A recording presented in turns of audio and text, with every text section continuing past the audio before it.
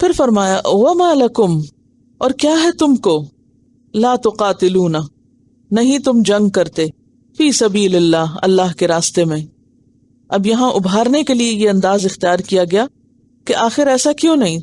تعجب کی بات ہے کہ تم نہیں نکلتے اس راستے میں، تم نہیں نکلتے جنگ کے لیے۔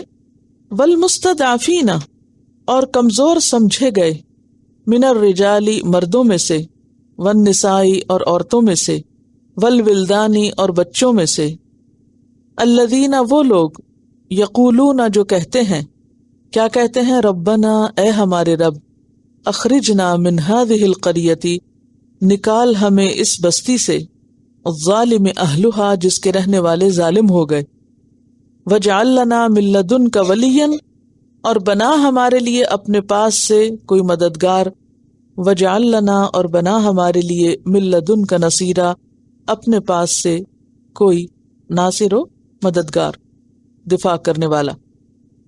نبی صلی اللہ علیہ وسلم جب ہجرت کر کے مدینہ تشریف لے آئے تھے تو جہاں ایک طرف مدینہ پر بار بار یلغار ہو رہی تھی، وہاں دوسری طرف مکہ میں پیچھے رہنے والے مسلمان جو ہجرت نہیں کر سکے تھے، عورتیں اور بچے، بیمار، معذور لوگ، ان کو کفار ان کے اسلام کی وجہ سے بہت ستاتے تھے اور تنگ کرتے۔ جیسے آپ جانتے ہیں کہ نبی صلی اللہ علیہ وسلم اور آپ کے ساتھیوں کی ہجرت کی وجہ بھی کیا تھی؟ کیوں ہجرت کی تھی؟ دشمنوں کے مظالم کی وجہ سے، اہل مکہ کے ظلم کی وجہ سے انہوں نے ہجرت کی تھی۔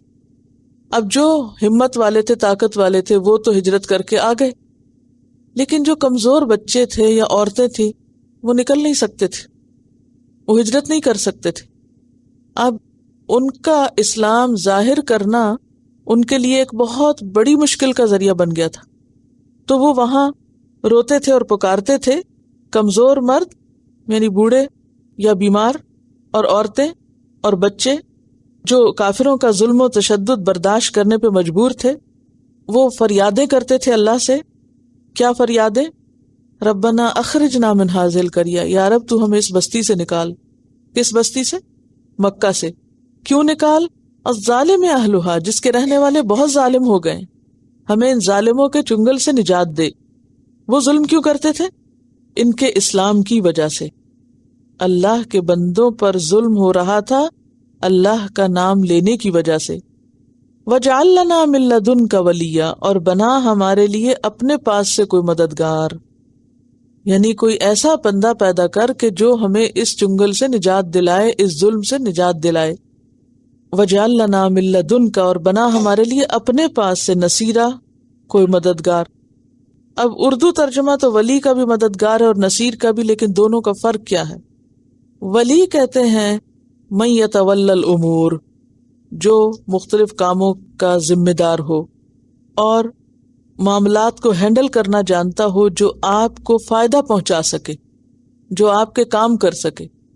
تو یا اللہ تو ہمارے لیے کو مددگار ایسا پیدا کر کہ جو ہمیں اس مشکل سے نجات دلائے، ہمارے لیے ایسا مددگار ثابت ہو کہ ہمیں ہماری اس مصیبت سے باہر نکالنے والا ہو۔